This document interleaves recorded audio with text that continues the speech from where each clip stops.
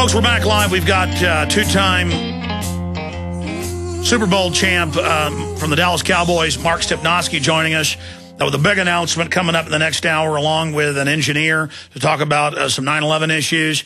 But I'm going to hold our guest 5 minutes into the next hour with us because it's impossible to have Porter Stansberry on for just 30 minutes. There's so much I could talk about with this guy. I had him on for an hour and a half a few weeks ago. But, Porter, I was asking you during the break, what do you want to cover? Solutions? But I know those are so technical. Folks should go check out the video that's free at endofamerica3.com.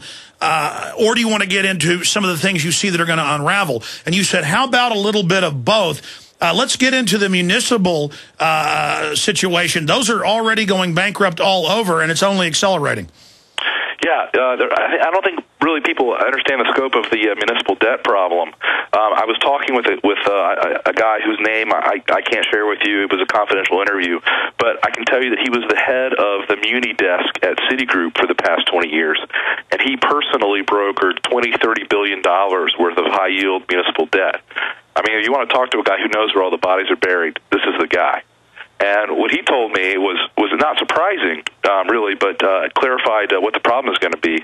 The problem won't necessarily be with what they call the general obligation bonds of the states and the cities, because those bonds are going to be pretty well protected by tax revenues.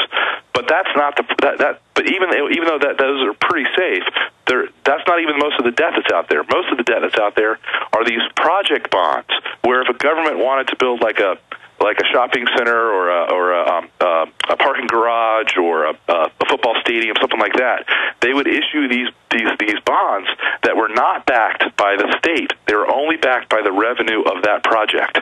And all these bonds are defaulting. And it's kind of like the equivalent of subprime debt in housing, these project bonds that state and various municipalities issued. And they're going to be a huge problem. And here's what's funny. You'll get a kick out of this. A lot of these bonds have the same structure as actual subprime debt, meaning that they have a variable interest rate component to them, so that as interest rates go up, all these bonds are going to default. And this is going to cause an enormous problem. That's a $3 trillion market. And so, no one really knows what the solution is, but I can tell you this. If you are an investor in muni bonds, you have to know whether or not you have these project bonds in your portfolio, and there's really no good way to find out. And what does it mean for people that are retired firefighters, police, teachers, city workers? I mean, this is going to, it sounds like we haven't seen one 1/100th of the crisis.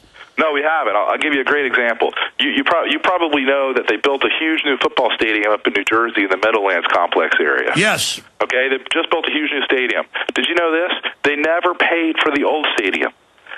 All of the debt that was outstanding to build the old stadium is still in place. Not a single penny of the principal was ever repaid, and the taxpayers of the state of New Jersey are still paying interest on the old stadium debt.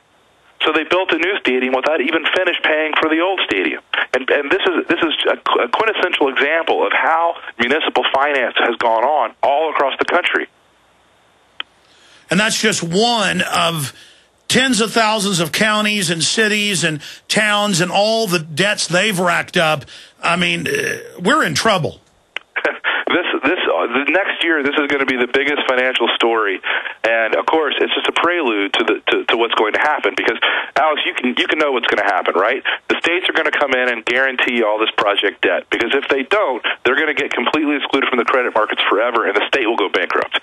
Sooner or later, though, a state will go bankrupt. My bet is Illinois, and they're going to lose their credit rating. Then the cost is going to go up. Jersey. It's just going to be a domino, and guess who's going to have to come in and save the states? Federal government. Then they're going to lose the credit rating. Then the cost of debt goes up even more, compounding it.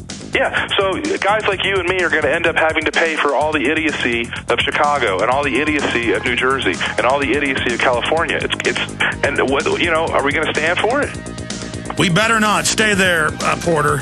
Man, I wish we had 10 hours with this guy. Unbelievable.